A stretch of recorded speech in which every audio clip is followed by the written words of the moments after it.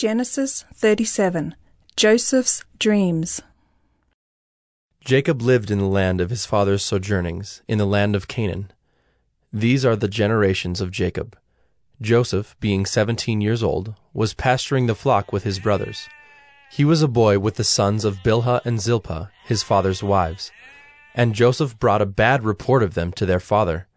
Now Israel loved Joseph more than any other of his sons, because he was the son of his old age. And he made him a robe of many colors.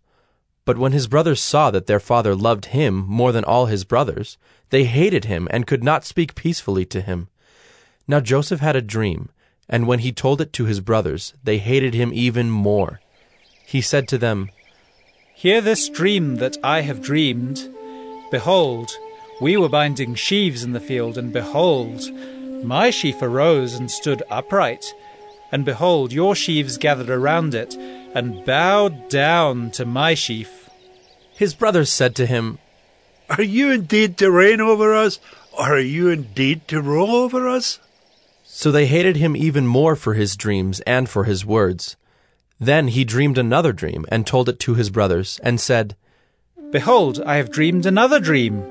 Behold, the sun, the moon, and 11 stars were bowing down to me."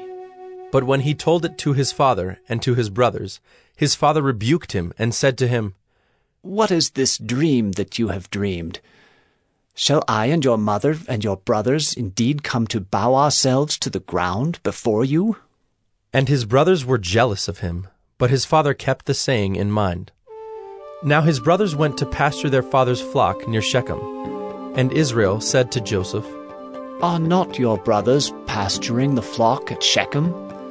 Come, I will send you to them." And he said to him, "Here I am." So he said to him, "Go now, see if it is well with your brothers and with the flock, and bring me word." So he sent him from the valley of Hebron, and he came to Shechem. And a man found him wandering in the fields.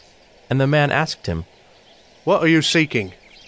"I am seeking my brothers. Tell me, please, where they are pasturing the flock." And the man said, "They have gone away, for I heard them say, 'Let us go to Dothan.'" So Joseph went after his brothers, and found them at Dothan. They saw him from afar, and before he came near to them, they conspired against him to kill him. They said to one another, Here comes this dreamer. "Come now, let us kill him and throw him into one of the pits. Then we will say that a fierce animal has devoured him, and we will see what will become of his dreams."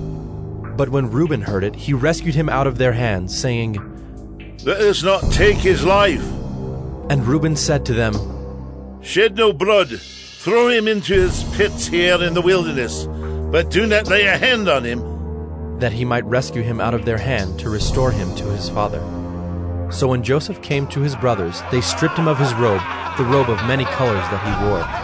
And they took him and threw him into a pit. The pit was empty, there was no water in it. Then they sat down to eat.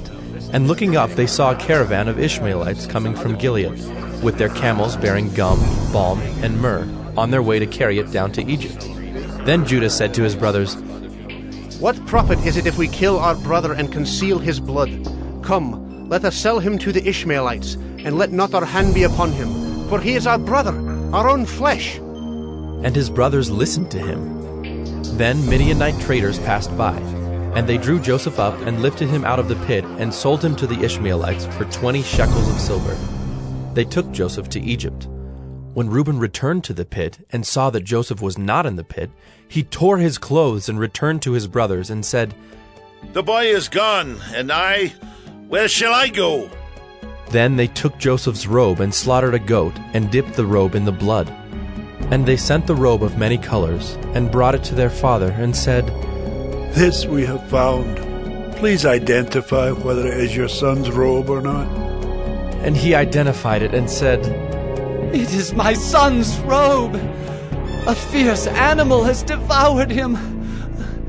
Joseph is without doubt torn to pieces." Then Jacob tore his garments and put sackcloth on his loins and mourned for his son many days.